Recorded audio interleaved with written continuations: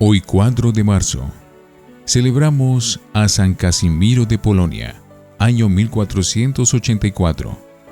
En su idioma, el polaco, Casimiro significa el que impone paz. Kas, imponer. Mir, paz. Casimiro nació en 1458 en Cracovia. Era el tercero de los 13 hijos de Casimiro, rey de Polonia. Muchos santos han salido de familias muy numerosas, y de esta clase de familias llegan a la Iglesia Católica excelentes vocaciones. Educación esmerada. Su madre Isabel, hija del emperador de Austria, era una fervorosa católica y se esmeró con toda el alma porque sus hijos fueran también entusiastas practicantes de la religión. Ella en una carta a una amiga hace una formidable lista de las cualidades que debe tener una buena madre, y seguramente que esas cualidades fueron las que practicó con sus propios hijos. Y además de la educación que le dieron sus padres, Casimiro tuvo la gran suerte de que el rey le consiguieran dos maestros que eran buenísimos educadores, el padre Juan y el profesor Calímaco. El padre Juan era polaco y dejó fama de ser muy sabio y muy santo, pero su mayor honor le viene de haber sido el que encaminó a San Casimiro hacia una altísima santidad. El profesor Calímaco era un gran sabio que había sido secretario del Papa Pío XII y después estuvo 30 años en la corte del rey de Polonia ayudándole a la instrucción a los jóvenes. Calímaco dijo: Casimiro es un adolescente santo. Y el padre Juan escribió también: Casimiro es un joven excepcional en cuanto a virtud. Claro está que no basta con recibir una buena educación de parte de los papás y tener buenos profesores, sino que es necesario que el joven ponga de su parte todo el empeño posible para ser bueno. Pues de los otros 12 hermanos de Casimiro, que tuvieron los mismos profesores, ninguno llegó a la santidad, y algunos hasta dieron malos ejemplos.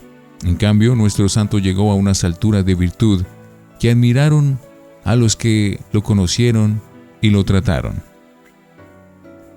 Sus virtudes. Dicen los biógrafos de San Casimiro que su más grande anhelo y su más fuerte deseo era siempre agradar a Dios. Para eso trataba de dominar su cuerpo, antes que las pasiones sensuales mancharan su alma. Siendo hijo del rey, sin embargo, vestía muy sencillamente, sin ningún lujo. Se mortificaba en el comer, en el beber, en el mirar y en el dormir. Muchas veces dormía sobre el puro suelo y se esforzaba por no tomar licor. Y esto en un palacio real donde las gentes eran bastante inclinadas a una vida fácil y de muchas comodidades y comilonas. Su devoción favorita. Para Casimiro, el centro de su devoción era la pasión y la muerte de Jesucristo. En aquellos tiempos, los maestros espirituales insistían en que para ser fervoroso y crecer en amor a Dios, aprovechaba muchísimo el meditar en la pasión de Jesucristo. Nuestro santo pasaba mucho tiempo meditando en la agonía de Jesús en el huerto y en los azotes que padeció, como también en la coronación de espinas y las bofetadas que le dieron a nuestro Señor. Ratos y ratos se estaba pensando en la subida de Jesús al Calvario y en las 5 heridas del crucificado, y meditando en el amor que llevó a Jesús a crucificarse por nosotros. Le gustaban los Cristos muy sangrantes, y ante un crucifijo se quedaba tiempos y tiempos meditando, suplicando y dando gracias. Otra gran devoción. Otra devoción de Casimiro era la de Jesús sacramentado. Como durante el día estaba sumamente ocupado ayudando a su padre a gobernar el reino de Polonia y Lituania, aprovechaba el descanso y el silencio de las noches para ir a los templos y pasar horas y horas adorando a Jesús en la Santa Hostia. Sus preferidos eran los pobres. La gente se admiraba de que, siendo hijo de un rey, nunca, ni en sus palabras ni en su trato, se mostraba orgulloso o despreciador con ninguno de ellos, ni siquiera con los más miserables y antipáticos. Un biógrafo, enviado por el Papa León X a recoger datos acerca de él, afirma que la caridad de Casimiro era casi increíble, un verdadero don del Espíritu Santo.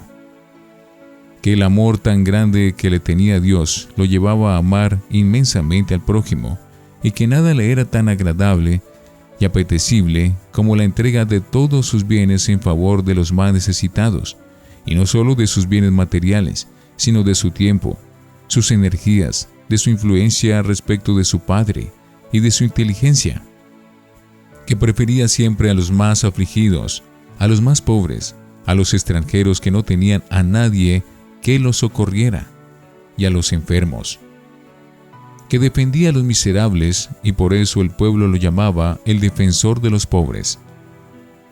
Su padre quiso casarlo con la hija del emperador Federico, pero Casimiro dijo que le había prometido a la Virgen Santísima conservarse en perpetua castidad y renunció a tanto honroso matrimonio.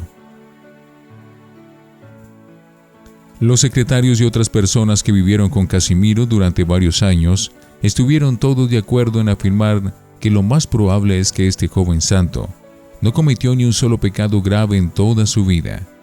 Y esto es tanto más admirable en cuanto que vivía en un ambiente de palacio de gobierno, donde generalmente hay mucha relajación de costumbres. La gente se admiraba al ver que un joven de 20 años observaba una conducta tan equilibrada y seria como si ya tuviese 60. A su padre le advertía, con todo respeto, pero con mucha valentía, las fallas que encontraba en el gobierno, especialmente cuando se cometían injusticias contra los pobres, y el papá atendía con rapidez a sus peticiones y trataba de poner remedio. Muerte joven.